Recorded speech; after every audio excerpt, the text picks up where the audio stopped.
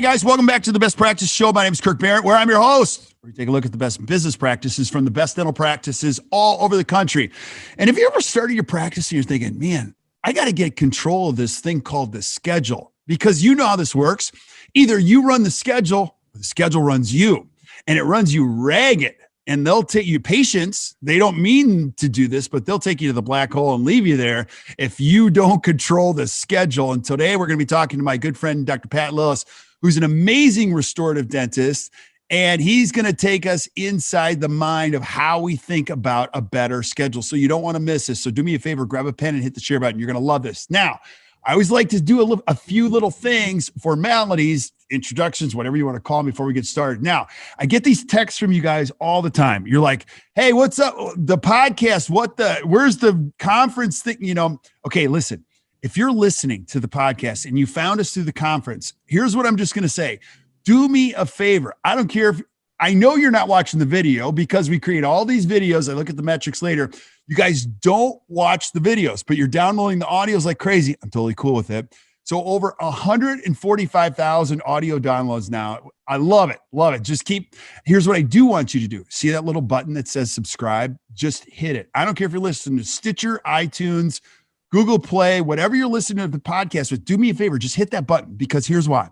Every single week, I'm going to show up and I'm going to bring you a brand new expert, a friend of mine. You're going to see, I don't know that much.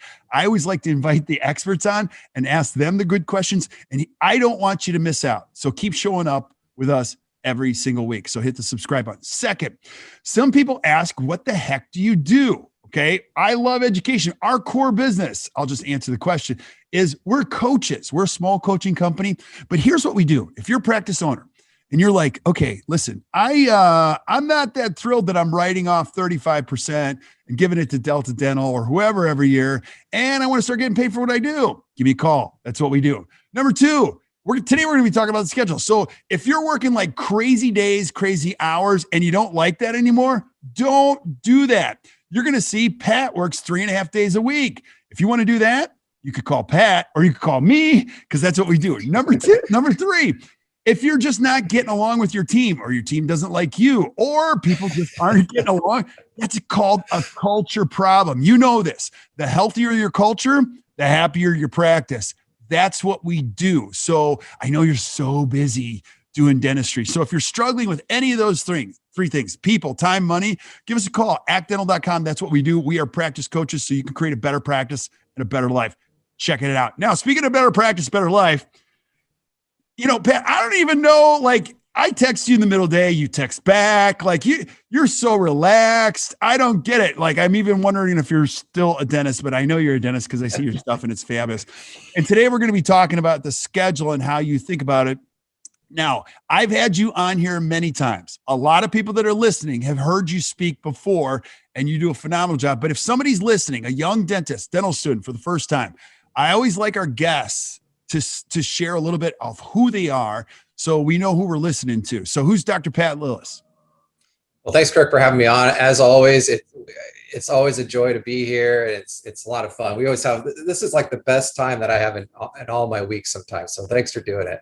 My name is Pat Lillis. I'm just a regular dentist in the middle of the country. I practice and live in Overland Park, Kansas, which is a suburb of Kansas City. I went to dental school at Creighton, and then I did a 2-year AGD residency at UMKC, and this was the last place I landed. And so I was born and raised in Des Moines, Iowa, home of our mutual good friend, Dr. Bob Margis. Kirk, I have a small little comprehensive care practice in the middle of Overland Park. So that's who I am. I practiced for going on 15 years. I have 2 kids. Brendan's a sophomore in high school and my daughter's in 8th grade. So I'm not only a dentist, but I'm also a parent.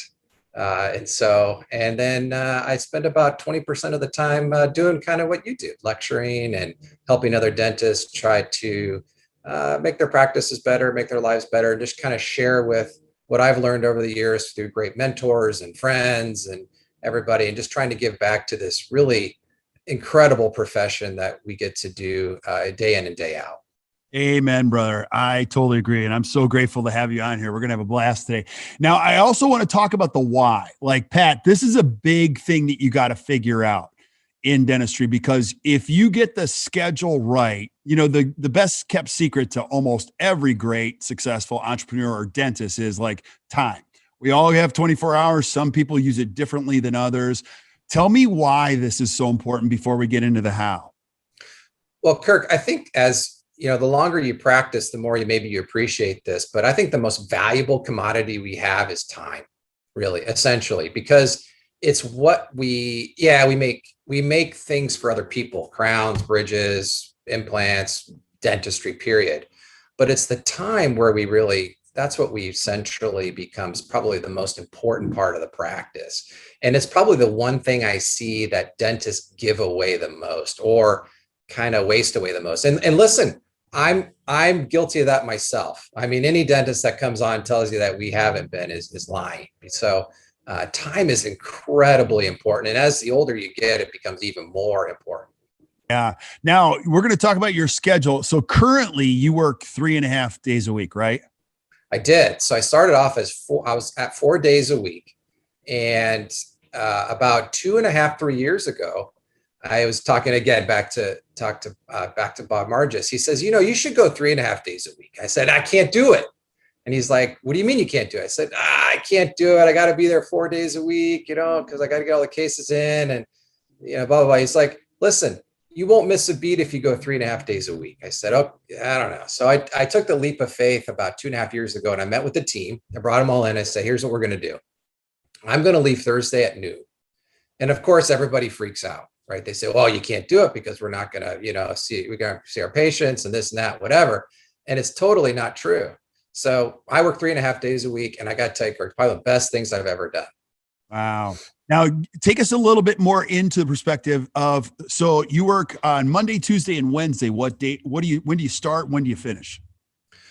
So this is something that, can I dovetail just a second on this? Please. Yeah. Because this is probably the best part of dentistry, right? So I heard you speak about this. I don't even know how long ago this was, maybe like 14 years ago. And when you graduate from dental school, what hours did they tell you have to work? You don't. You can do whatever. You can go wherever you want. Especially. Yeah. Right. And then how many days did you have to work? Whatever you want. Whatever you want. So the beauty of this job is you get to kind of pick and choose what you want to do. So I work Monday through Thursday. I leave Thursday at noon, and I see my first patient at 8, and I leave at 4, and I cut out lunch. So we don't take a lunch. I eat lunch, but I just kind of eat it in between people in this. Right. Okay. So take us through this. And I'll just piggyback on this because, Pat, I'm absolutely loving this. If you're a young dentist and you're listening to this, the earlier you get this in your career, the happier you are, because you probably went into dentistry for a specific reason. It was because you saw somebody while you were growing up. It was an uncle. It was your dad. It was a friend. You're like, that guy's a dentist or that woman's a dentist. Wow, they have a great life. They're always around. And the most challenging thing is that's your why. You went in it because you perceived you'd be able to help people and have a great life. And then when you wake up and you're like, wow, I'm not getting home till 7 p.m. and it's not matching up, that's when you get stressed. It's you're going against the core purpose of why you went into this in the first place. So I would just say this, you got to figure out the time algorithm as fast as possible, because Pat, people will come in the hours you work. Like, you don't understand. Wait. Let me play devil's advocate. But Pat, I'm so busy. Like, I got to see patients on Saturdays and Sundays and evenings. Like, what would you say to me when I tell you that? I just disagree. I mean, it's really comes down to systems and organization. I mean, really, ultimately, at the end of the day, systems and organization, and really organizing your practice and kind of situating it to where you can schedule for success will allow you to, what you just said, you can leave at 4 o'clock. Like, you can literally walk out the door at 4 o'clock every single day, kind of like clockwork. So, I saw this at a young age. My grandfather was a dentist, right? And so I grew up 4 houses from him. And every day on the nose at 5 o'clock, he'd be honking his horn, driving home from work. And my dad was an attorney, and he didn't get home until like 9:30 and all this stuff. So, people always say, how'd you get into dentistry? I said, well, I saw my grandpa. He's home every day at 5 o'clock. I thought that was like the coolest thing ever. So, but he did it because I learned early on how he scheduled. He was a master scheduler, even 35, 40 years ago, he was doing this stuff. So it's been going on a long time. This is not a new concept. Yeah, absolutely. No, also too, I love the detail side of it. So do you have a huddle in the morning? Do you like what time do you get to the work to work in before or 8? Yeah, so I get to work at around 7:35, 7:40. I change into my scrubs, and then we have our huddle starts immediately at 7:45. Okay. And so the huddle's very organized. It's the same huddle we have every day that we've done for years. That's a conversation unto itself. And then we kind of break around 7:55 or so, and then we're ready to go right at 8 o'clock to see our first patient. Okay. So cool. So take us into it. What's a typical day? Well, we're going to be talking mostly about Monday, Tuesday, or Wednesday. Take us inside the mind of how you think and what your practice schedule looks like. Yeah, so this is a great question. So I learned this from a guy by the name of Dr. Greg Stump. Greg was a dentist in Chicago, Illinois. He ran a 3-operatory fee-for-service practice. And what Greg taught me this early on is how to schedule. So here's what we do. We break our day up really into halves, and you kind of bisect it by lunch. So we have major and minor times in our schedule. So I've got to be honest with you. I'm not really, by the time the afternoon comes around, I get tired, right? I mean, I'm just not that sharp as I was in the morning. I'm a better morning person. Some people are different. Some people can go in the afternoon, whatever it is, that it fits you, that you can schedule however you want. But for me, what we do is we do all the major stuff in the morning. So we call it major and minor times. So majors would be all the major procedures. So crowns, bridges, implants, all on fours, dental reconstructions, you name it. That's what we do in the morning. And we kind of want to be pretty well finished up with all the major time by about 1 o'clock. So then 1 o'clock comes, and then we kind of switch over to consultations, new patient exams, crown and cementations, denture adjustments, denture deliveries, all the stuff that, you can kind of do without concentrating all that hard. So that's how our days are broken up. Yeah. And then this question always comes up. Tell me about the perio adjacent to those majors. Like, are your hygienists, how do they schedule? And is it lined up in conjunction with yours? Yeah. So this is important too. So we pre-block our hygiene for new patients. Now, granted, the texture of my practice is different than a lot of people's practices in that I have one hygienist. A lot of my patients are referred in either by another dentist or a specialist or a physician in the community or what have you. But sometimes they just go back to whoever they're seeing. But we pre-block a certain number of hygiene visits per month for the random patient that just kind of wants to come in for hygiene. And then here's the other thing is that we pre-block all those major and minor times. So what I just mentioned, let's say that, and in the huddle, my staff will say, our next major block is on May 28th, and the next minor time is May 30th or something like that. So I know when I go in to see a patient or I'm seeing a patient or somebody calls, we know when that next block is. So I can either say, hey, this is something we should let's get you back in a week or two.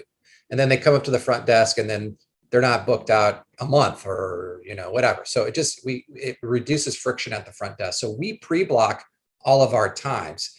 And then the biggest thing is giving the staff verbal skills on how to handle it. Because what you just said happens. We're like, well, the Dr. Lillis does these procedures at 8 o'clock in the morning. I can't come in at 8. Okay, well, he has a 10 o'clock. I can't, give me an afternoon. And they're like, well, he doesn't do these procedures in the afternoon. And it's amazing what I've seen over the years is that if you tell patients that, they'll come to see you when you want to see them. So you just kind of we just do it. We just tell people when to come and they come. Right. I love that. Now, a big part of this is figuring out, everybody's got to figure out the algorithm for the new patient part of the process. So tell us where that fits in. So when you're talking about new patients, and then hygiene, are all of your new patients going through doctor? How many of those do you do in a month? How long are they? Or do you fight people when they want to go? Like somebody moves to Kansas City and they're like, I just want to get my teeth clean. Can you walk us through how you guys think about those things? Yeah, the very first question they ask when they call my team, the very first question the team asks them is, who may we thank for referring you? And that kind of signals to where they're going to go. Now, granted, like I said, we don't get we get hygiene patients for all the what you just said, those are the most of the people we see, but the majority of patients are coming in from other doctors. So what we do is this: when people are coming in from another doctor or a friend or a dentist, and they have a very specific reason they're coming in, which is the majority of cases that we see, I simply just say, when the girls ask them, like, who may we thank for referring you, they'll say it, and then they just put them into a 30-minute slot for me. So we start off our new patients with a 30-minute slot. And what I typically do at the 30-minute slot is we meet them, we talk to them, I just listen to what their dental wants and needs are. I'm essentially doing my preclinical interview. Does that make sense? Yes. And so I'm essentially doing that. And what I'm doing is I'm trying to figure out, okay, is this going to be a good fit with us? And is it going to be a good fit for them? Because sometimes that doesn't happen. Sometimes it's just not a good fit for anybody. So they're interviewing me as much as I'm interviewing them. And so we do that right out of the gates. After that 30-minute block, then we will then bring them back for records. And again, I know when that records appointment is pre-blocked as well. So I know when that records appointment is. So we do every patient gets a full records appointment: FMX, photographs, intraoral scan, and comprehensive perio and comprehensive exam. Every single adult patient gets that. So and then what we do is we then do a consultation, which is usually a week or two later. Now, here's where people are like, this guy's nuts, right? There's no way people are going to come back that many times. And I don't know, Kirk, for 15, going on 16 years, they just do. And what I found over the years is that, I mean, we're a comprehensive practice, so it takes a long time to really diagnose and treatment plan these folks, but it takes a long time to build that trust. So that's just how we work kind of our new patients. Yeah. And I'll add this about you too. Now, you don't participate with any insurance, correct? No, we don't. Yeah. So that's an important piece to understand. Now, everybody's looking for the shortcut in that. So that'll help you understand his schedule, but there are no shortcuts. You just have to build a reputation. If you listen very carefully, Pat was like, these patients are highly referred. You're not just having people show up and they've got like a big wad of cash with a rubber band around and go, hey man, I know I need some work and I hear you're expensive. And so I saved all this cash and I just came in. They're calling you because of a reputation. Now, you and I were joking before.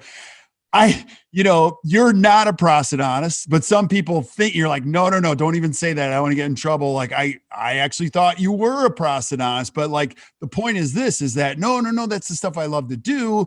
So I spent a lot of time doing it. And that's why they call oftentimes, or they're referred. Is that true?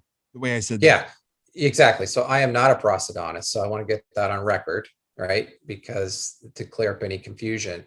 However, we just get a lot of referrals for that type of care. And I think it's just because over the years, what we've done is we've aligned ourselves with different specialists, and, we just kind of showed them what we were doing and our correspondence back and forth. And I don't know. I mean, it just over time, we just have people just refer cases to us. And so we just spend an inordinate amount of time with these people diagnosing and treatment planning.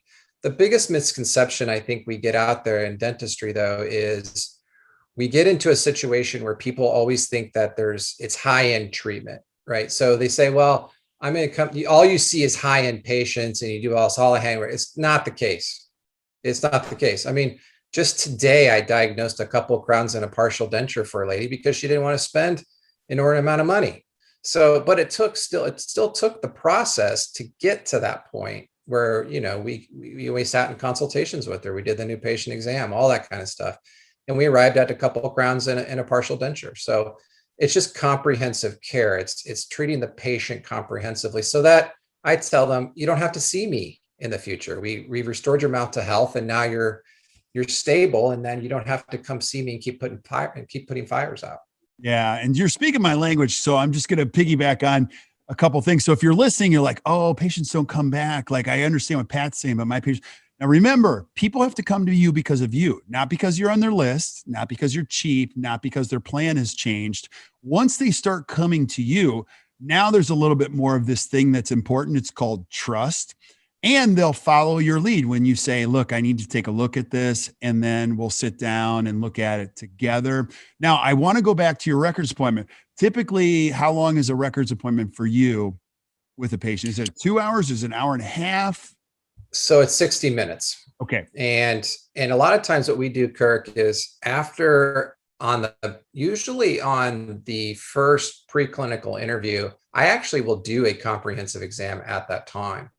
And then what we've done now, we used to bring them back for records, and I did all the photographs and everything like that. And what I ended up doing is the Thursday afternoons so when I leave at Thursday noon, we have been putting our records appointment then on Thursday afternoon. So on that initial exam, I'll go ahead and do the comprehensive exam. So all my charting, my perio chart, everything like that, get all that done on that first visit. And so that's kind of a wow appointment for a patient, because they're like, oh, wait, I've never ever had this level of an exam. Like, nobody's ever asked me these questions, or nobody's ever told me any of these things. And then what I usually do is I'll have them come back and see the staff on Thursday afternoons for those records. So that's where the photographs are taken, the scans are taken, and the FMX. And then so what we found is that that's a better efficient use of time, because I like to have my staff there anyways on Thursday afternoons, and it gives the staff something to do on a Thursday afternoon. And we're able to get them in quicker than trying to get back on my schedule for that. And I don't need to do those things. I mean, if you train your staff on how to take really good quality photographs, they'll do it. If you teach them how to take good scans, they can do it. And they're obviously going to take all your films anyway. So the staff can do that. Right. True or false? The more you do up front, the less you have to do later with patients. 100%. And here's the thing. I'm just not that good, Kirk. I can't sell. I mean, I can't do any of that stuff. I just give people the truth. I tell them the truth, and I'm honest, and I'm a slow burn. It takes me a while to really establish trust with the patient and to like get them kind of in the mindset of what we're doing. Yeah. Are you using the whole referee comment from our good friend Bob Marjois? Every day. Okay. So every day. If somebody's not listened to us describe the referee concept, which I absolutely love. What's the referee concept? Yeah. So this referee is every dentist should have this in their arsenal. And what we say is we say, hey, listen, Mrs. Jones, I'm just a referee. I call them as I see them, right? It's your money, your mouth, and your time. You do whatever you want. This tooth has a crack in it. If the crack goes a little bit further and gets in the nerve chamber, you may need a root canal. That's okay. You're not going to die because you had a root canal. If the crack goes beyond the nerve chamber and gets into the root structure and the whole tooth has a vertical root fracture and you end up losing the tooth and you need a dental implant, hey, listen, that's okay too. Listen, you're not going to die because you needed a dental implant. So I just call them as I see them, and I got to tell you, Kirk, when we went to this years ago, the best thing we ever did, case acceptance went through the roof. When you just tell people the truth and you back off, that's it. I mean, that's it. Didn't Bob Marley say this? The less that you need it, the more everybody else wants it. Something like that. Yeah. I think there's a certain point in every dentist's life where like, the more that I don't need this treatment and I'm just telling the patients the truth, the more they end up wanting it. It's crazy. It's kind of weird, isn't it? Yeah. True story. So I had a case about a year ago. I got referred over and I no sooner hit the operatory than the patient says, I bet you're going to tell me I need $40-some thousand worth of dentistry. I haven't even said hello yet. Right. So I looked at her and I said, I'm not going to tell you need anything done. And she looks at me and she says, what do you mean? I said, no. I said, listen, I'm just a referee. I call them as I see them. It's your money, your mouth, your time. You're not going to die because you didn't get dentistry done. Now your quality of life might kind of stink and you might have other issues down the road, but you can technically survive if you don't get your teeth fixed. And she was just like, the whole conversation flipped. Right. And she looked in her mouth and she needed 28 tooth reconstruction. I mean, that's what she was getting for anyways. So she did need $40-some odd thousand of dentistry, but we don't push it. We just tell them the truth and that's it. We back away. Yeah. So I have so many more questions. What about emergencies? What about things that happen? Now, so where do you put those? How do you call those audibles? And I'm even going to preface this by the more comprehensive you are, the less emergencies you have, true or false. And then how do you, because you're still going to get them, but not quite at the factor you used to. What do you do with those? Yeah. 1:00 every day. So anybody that wants to call our office and see us for an emergency, we'll see it every day. Every day we've got a 1:00 pre-blocked emergencies. So every day it's 30 minutes. Okay. So that's our triage time. So we can see 2 to 3 patients during that emergency hour if we need to. We'll bounce between the 2 rooms to do the service the emergencies. And my emergencies are temp fell off, denture sore, pain in lower right side. And here's the thing, Kirk, I don't do any endo. So if I see a patient and I see him within 10 minutes and we take a radiograph and I think it's somewhat root canal, boom, they're out the door to the root canal guys, because they're the ones that are going to diagnose and treatment plan that tooth anyways. So we send all that endo out. I don't do any endo. So those are my emergencies. I don't get any other different things than that. That's usually typically what I usually get.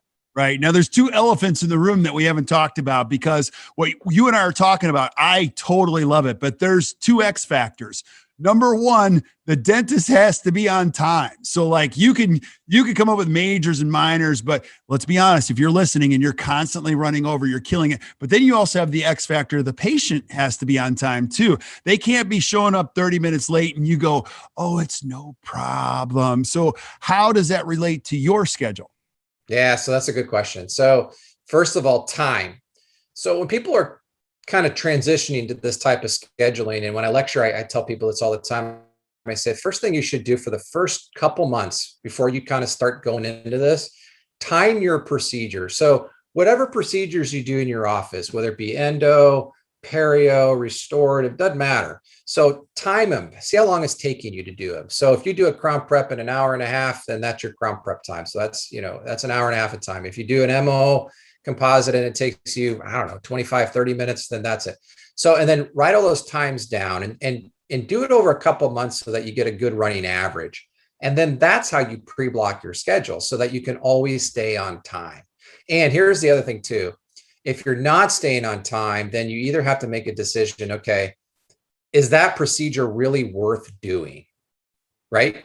So if like molar endo, for example, if I can't start and stop at that exact time, then I tell the clinicians, I tell the other dentists, I say, listen, I don't know if that's a really profitable, efficient thing you should do anymore. Because if you can do this other procedure and you know exactly the start and stop time, like a single to 2 tooth crown preparation, and you know start and time on that, and you're monkeying around with this other thing like extractions or implant, I don't know, it doesn't matter. Then maybe it's time to evaluate. Yeah, maybe either you become more efficient in that, and where you can start and stop at the right time, or maybe just think about not doing it at all anymore. Right. So, because time and if predictability is the key to dentistry, it's the key. If you can start and stop and you can run on time and you know exactly where the end is going to be before you start, that's the key. Yeah. So that's number 1. Number 2, patience. We preheat the patients before they leave. And the front desk will say, hey, Mrs. Jones, your appointment's at 8:00 on Monday morning. Just so you know, we run on time. So we expect you to be on time at a common courtesy for the other patients, which we reserve that time for them. Okay, so that's a verbal skill that we use at the front desk. If the patient, let's say it's an hour appointment and they're 15 to 20 minutes late, here's the thing, and it's hard to do, but we reschedule them. And yes, it sucks taking the hit on production. It sucks eating 45 minutes to an hour of chair time. Oh yeah, I get it. But what we found over the years is that if we don't do that, it's just going to be a consistent pattern over and over and over again. So we feel like it's paying dividends down the road if we can just do that to our patients. We found it just ends up working in our favor downstream versus, it's so easy, right? But then what ends up happening is the whole schedule falls apart. Yeah. I mean, everything falls apart. Yeah. Now, you and I have not talked about this, but some people are they're fanatics about the difference between 10-minute and 15-minute blocks. Does it matter to you or doesn't matter to you so much? Well, so Kirk, that's a great question. And you got to understand, I only do about 5 or 6 things. So for me, the 15 to 20 to whatever blocks, that doesn't matter to me. What matters to me is that I say, when we transition it from, let's say, consultation to treatment, my team knows he's going to do this. It's going to take him X number of minutes to do it. So we do it more by procedure than blocks of time. Okay. So another question on that is like, what's your philosophy around time in the hygiene chair? Like, how do you see that? Are those 1 hour blocks? Are they longer? Are they shorter? Like, how do you see that? 1 hour blocks for, majority of my patients are all adults, right? I mean, we don't see many kids. I don't have hardly any kids in my practice. So we see adults on 60-minute hygiene blocks, 8 patients a day. We don't schedule any more than that. We don't do assisted hygiene. And if we do have children, they're 30-minute blocks usually. So we can put 2 of those in an hour, but that's pretty rare. You mean you're not going to 30-minute blocks in hygiene to try to squeeze a whole bunch more? No, I mean, facetious, but I see people do the silliest things. They're like, I think I could go to 25 minutes. I'm like, you can't even have a conversation in 25 minutes, I told you I'm not that good. So it takes me a lot longer to talk to patients. And, half the fun in dentistry is relationships, right? I mean, relationships with other dentists and relationships with your patients. I mean, that's all the good stuff. So we like to take our time. Okay, Pat, now we're talking clinical, but okay, now I got to, if I'm a dentist, I'm listening. Okay, what about all the other stuff like treatment planning, the administrative stuff? Like when are you doing all of that type of stuff? Are you doing it during the day, after? Like, how do you fit all that in? I do all my admin during the day. So when you do, it's amazing when you pre-block your schedule out, you have pockets of air. I call them pockets of air during your day. And I use those pockets of air to do all of my treatment planning. And then I'll sit down with my treatment planning coordinator during those times. And I'll usually do the treatment plan. I'll get it done. And then I'll just find when she's available and we'll go over it together. But you got to understand, everything's systematized in our practice. So a lot of times, even when I do the treatment plan, I will just give it to the treatment plan coordinator and she can pick up on it. And she's been there for a long time. I mean, our treatment coordinators have been around a long, long, long time. But we give it to them and then they just pretty much build it into the paperwork that we give to the patient. And then it puts it in a folder and away we go. That's great. That's great, because taking that stuff home is painful. Oh, I'm not taking it home. Yeah. Now, what about team meetings or anything like that? I mean, you're doing courses. You're either giving a course or taking a course, right? On a Friday-ish type of thing. Yeah. So this team meetings has kind of bounced around during the calendar year. So we change it, but we typically try to have it the first week of every month. And it's in 1 hour and no longer. Okay. So remember, I'm a stickler on time, right? So no team meeting should last more than 60 minutes. So a lot of times what we'll do is we'll either pre-block it out on a Monday morning, because Monday is kind of like, you and I talked about this. I like the aerobic day, like I don't do a whole lot of big cases on a Monday. Monday for me is just kind of catching up from last week or whatever happened over the weekend or whatever. And then I start my stuff on Tuesdays and Wednesdays. And Thursdays are my heavy lifting days. So sometimes we'll pre-block it at 8 o'clock on a Monday morning and it goes from 8 to 9 and then we'll cut it off and then we go see our patients. And then that's during lecture season. So that's usually typically during 9 to 10 months out of the year. And then during the summer, we actually will switch gears and go to Friday mornings, or since I'm leaving Thursdays at noon, we'll just do it from noon to 1 is a lot of times what we do. So we will change that monthly meeting from month to month, depending on the calendar year and depending on my lecture schedule. Right. Now, Pat, if I'm listening, I'm going to do all these things, but then there's also this thing that comes at me and it starts with a C. It's called cancellations. Like, nobody's completely cancellation free, but I would imagine, how do you guys handle that? What's your mindset when people call and try to cancel? Yeah. So what we do is this. So let's talk about on my end, on my column, not hygiene column, but let's say a patient calls in and tries to cancel on me about 72 hours out. What we typically will do is we'll give them a verbal warning.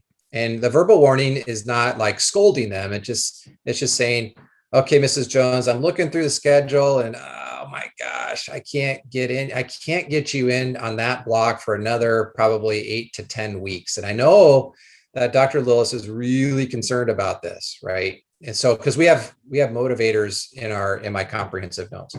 And so what ends up happening is they'll say, hey, are you sure you can't make it? And then they'll say, no, I just can't make it. I got a bad meeting. Okay, no problem. Well, I'll tell you what we're going to do. We're going to put your chart right next to the computer, right? Because I don't want you to wait that long. And if we get any movement, I'll give you a call, right? And here's the thing. We could have an open block tomorrow, right? We could have opening times tomorrow, but the team knows that if we give them that open time tomorrow, they're just going to continue to behave the way they are. So what we do is that sometimes we'll wait an hour or two, right? And we'll call them back and be like, hey, guess what, Mrs. Jones? We just happen to have something that this doesn't happen very often, but we have 8 o'clock tomorrow morning. I know that, but do you want that? Because if you don't want it, you just got to grab it, kind of like a sense of urgency, and then they will grab it. So that's how we handle cancellations in a nice way. Hygiene, and it's no joke, because I only have one hygienist in my practice. And this is true. If you cancel on her, you probably can't get back in to see her for about 3 to 4 months. So we tell people this, and you'd be surprised. They don't cancel. I mean, some do, but then they know that they're going to have to wait another 4 or 5 months to get in. So we don't reschedule them that way. We just call them. So that's how we handle it. I don't know if that's right, wrong, or indifferent, but it seems to really work over the years. Yeah, that's great. Now, how far in advance? Now, a big part of a schedule is making sure that it's, going to happen the way you've pre-planned it. So your team, are you guys doing confirmations, like all that kind of stuff? Do you do reminders? How do you see that part of the process? Yeah, we do all the same flavors everybody dentist does. We use Smile Reminder, I think it's called, and that does all the various things. But on our big cases, let's say, I mean, for me, on all my reconstruction cases, that's a 4-hour appointment, right? So that's a little different animal. On the reconstructive cases, we will typically take a half deposit down on that appointment, and that's non-refundable. So that patient cannot cancel. So when they schedule that appointment, we tell them that, like, we take a deposit on the time and it's non-refundable. If you don't show up, that's fine, but we're going to keep the money and then you're going to reschedule. So let's say that you're doing, I don't know, pick it, 6 crowns that morning, right? Or 12 crowns that morning. We're going to take, let's say it's 12 crowns. We're going to take 6 crowns as the deposit, and that's non-refundable. So I say this, and all the young dentists and some dentists out there will be like, oh my gosh, I can't believe you do that. And I'm like, yeah, wait till it happens to you about 2 or 3 times, and you eat that time, plus you pay your staff and you pay the rent, you pay all the stuff.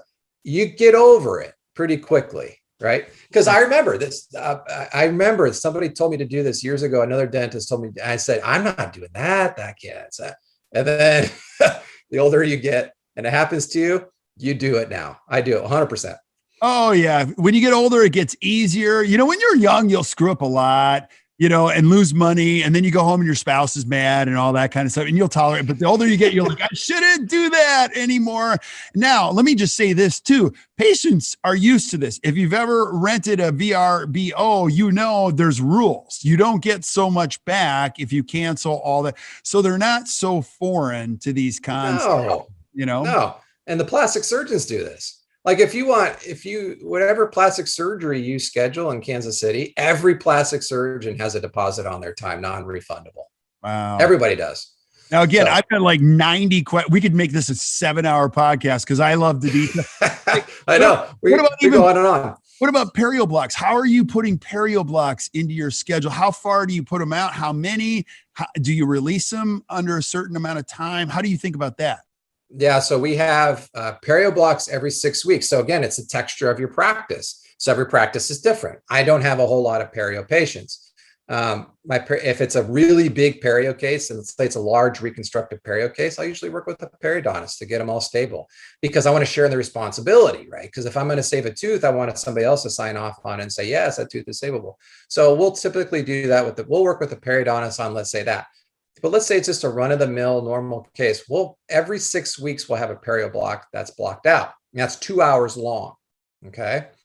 And let's say we're coming in and we're just not filling that, then we release that to a new patient block. Does that make sense? Makes perfect. Or we'll patch and plug those 2 hours with somebody that's on that on-call list that we put on there. So I don't think it's really good ever yes, you do need to kick patients out of your practice. Kirk, I couldn't tell you the last patient I kicked out of my practice. I just don't. I just put them on a list because I can plug them in somewhere if they need to be. And I found that to be pretty useful. Yeah. The more relationship based you are, the more clear rules, the less problems you have later on. Because, you didn't say this, but you were alluding to this. If you're going to lose with a patient, you're going to lose way up front. That 30-minute thing that you do at the beginning, You already know this probably isn't the right patient for us in some cases. So before I go down the route of like records and doing all that work, we're gonna shake hands and wish each other well, right? Yeah, sometimes they don't show up. That's the other thing too, is like, look at it, it's amazing to me, but you'll schedule a patient and they won't show up. So for us, it's like, it's 30 minutes. Yeah, that kind of stinks that they didn't show up for 30 minutes, but I didn't lose out an hour and a half Right. because listen, I've screwed up every way possible, right? I mean, I've done this every way. That's I my used to schedule. Oh yeah, I used to schedule an hour and a half. I did that, and then they didn't show up, and then I'm eating an hour and a half of chair time. I mean, so I think the older you get, the more stuff you learn. So, anyways, but yeah. So that 30 minutes, we're not out a bunch of time if they don't show up, because that happens too. Yeah, dude, this is worth its weight in gold. And so I want you to, let's say I'm a 32-year-old dentist. Listen, Pat, and my schedule's crazy. And I'm like, what do you want to say to the 32-year-old dentist that's listening right now? Here's my advice. And Kirk, you know this, like I lecture a lot and I love working with, I just want to get back to dentistry. I think it's like one of the best professions. And I want to pass on what my mentors taught me, right? So I'm just the culmination of a lot of dentists and mentoring over the years. But I tell the young dentists, I say, listen, do whatever you're passionate about, right? So don't spend one more day in a practice that you're miserable at. So if you're just miserable day to day, go make it your way. And I tell students this all the time. So if a 32-year-old dentist that's looking, I say, listen, don't have anybody tell you you can't do something, right? Because when I started my practice, everybody said, listen, you can't run a practice like this. I said, well, why can't I run a practice? Nobody's going to spend this much time, and you're going to spend a bunch of time, and people aren't going to accept treatment, and you're not going to make any money, and all this kind of garbage. And so I would just tell you, just do it the way you want to do it. Because yes, have there been patients over the years that didn't want what our practice offered? Absolutely. And where people walk out the door and didn't accept treatment, 100%. And you have to be okay with that. But if you have a burning desire to have a practice that you dreamt about in dental school, because everybody went to dental school, really with big dreams and big aspirations. And then 5, 10, 15 years down the road, they're looking at themselves saying, I don't know what I'm doing in this profession. I don't like it. I hate it. Life is too short. Don't do it. And you don't have to do whatever you can do, whatever you want to do in our profession, but you got to stick to it. And you got to have a lot of stomach lining, because people are going to tell you can't do it. There's going to be bumps in the road, and you just got to persevere. So I would tell you, 32-year-old dentist, follow your dreams. Do whatever you want to do in dentistry, because you can do it. Absolutely. So weird you say that. My wife thinks I should see a therapist for this one, and I probably should. It's like, that's the number one thing you could ever say to me is like, just tell me I can't do something. And I'm like, oh. Even if I don't want to do it, I'm just going to do it because you told me I couldn't do it. So I want you guys to think like that. Like, you got to remember, this is America.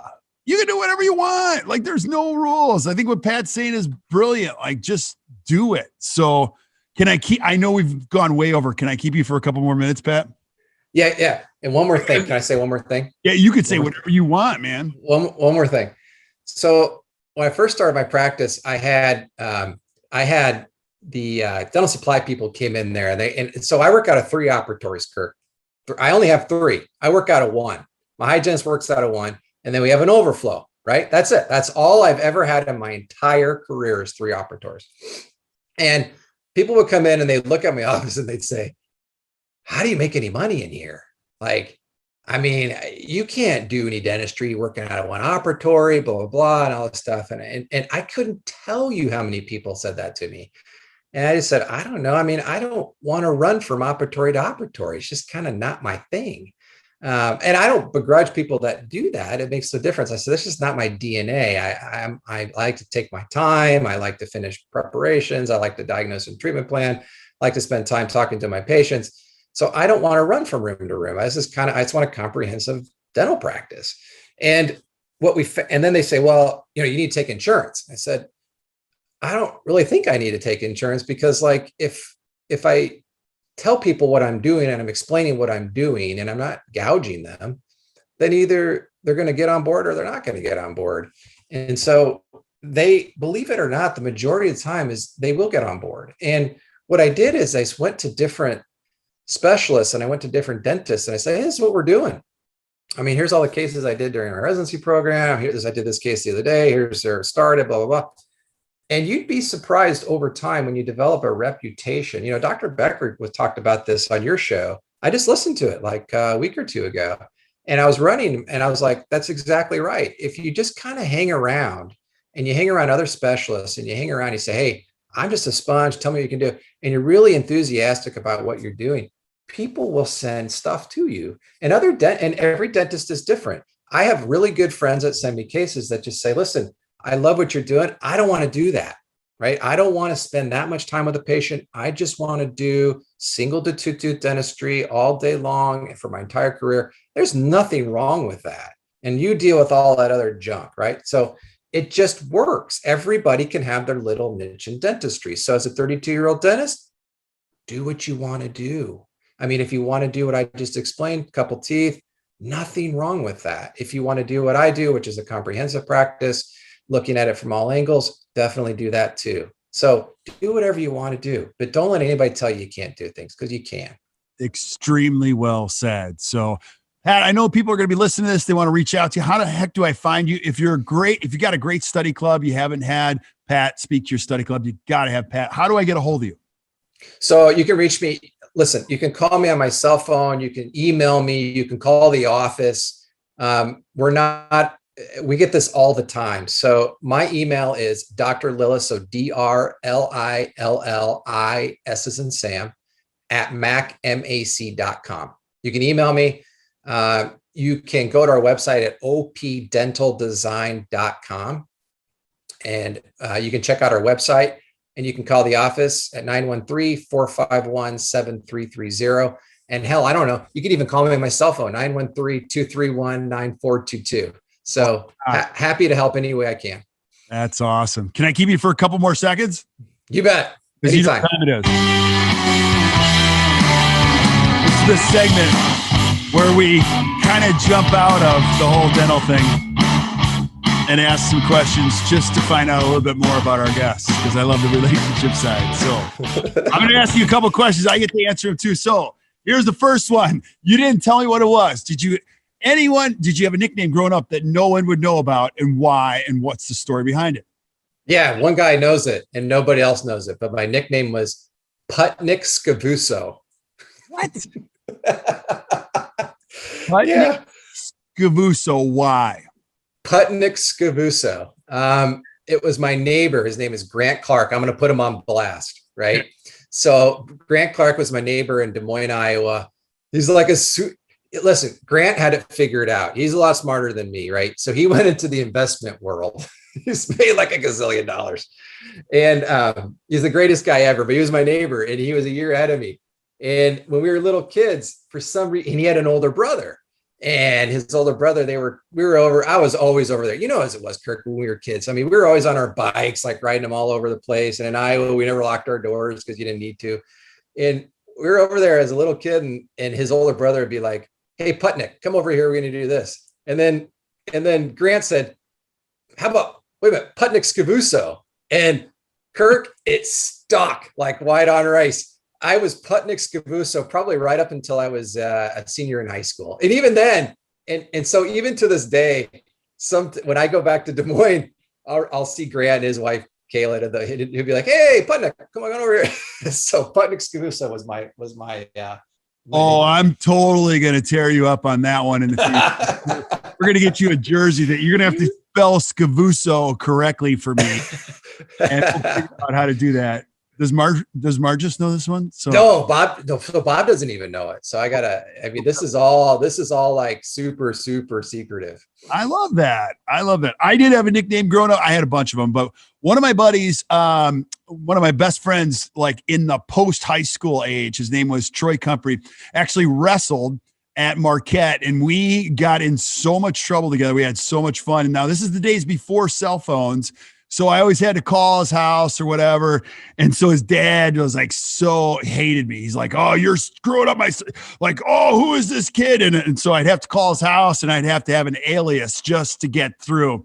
And so like, I'd always get through on the whole Jim Salvoni thing. So my name is Jim Salvoni for years. And so Jim Salvoni calling. And so his dad found out about it later. He goes, "Oh, that time. Oh my God." So I don't know. It was funny for us. And even now they still call me Jim Salvoni. So it's so funny. And I don't even know where it came from. I needed to get through the gatekeeper. So now, so in my contact list, Kirk, it's totally going to be changed. Jim Salvoni. Yeah. There you go. There you go. All right. So here we go. Oh my gosh, I can't ask you that one. So, what's the craziest thing someone said to you recently? Craziest thing somebody said to me recently. Something came to mind that a patient asked me, but there is no way I can repeat it on this podcast. Okay. And I can't. I mean, it was, after all these years of dentistry, I think I've heard it all. This was crazy beyond all belief. If Josh Austin, if you're listening, if you want me to go on working interferences, I could probably say it over there. I can't probably say it here. Yeah, this is a clean show. My 94-year-old grandmother watches this. So no, I can't. This is so outrageous. I can't say it. All right. Have you ever accidentally texted anyone? And how did it go?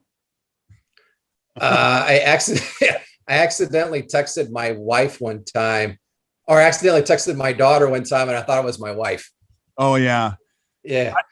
I've done the whole love you to my buddies. They're like, what is this? Oh, sorry about that. Just love you. Yeah. I did it, but nothing provocative or anything like that. I just texted my daughter and she texted back and says, "I think you're trying to text mom." I'm like, "Oh, sorry." That's awesome. That is awesome. If you could sing a duet with anyone, who would it be? Are you a good singer? I don't even know. Oh, I'm terrible. Yeah. But if I could sing a duet, it'd be with my sister. If we gave you a ticket to get on stage with anyone and magically your voice is amazing, like who would you want to share the stage with and just jam with? That's an easy question. My sister, Megan, she's amazing. Oh, my sister, Megan, can bring the house down. She was in choir in high school, all state choir. And her and I will definitely rip it up on karaoke after a couple glasses of wine.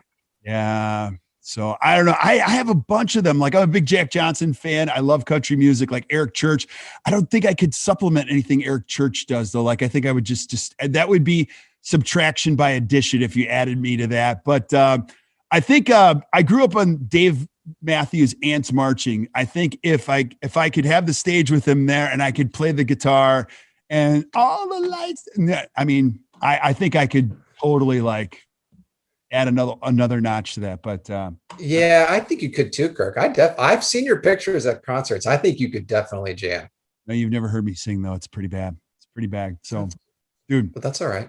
You are the best. Thank you for being on, man. I am so grateful to have you on. Tell everybody back in Kansas City I said hello, and we will just hope that your Royals don't keep beating up on my Brewers here for the next couple of days. So just stick around for a while. The losing streak will happen. Don't worry. Awesome.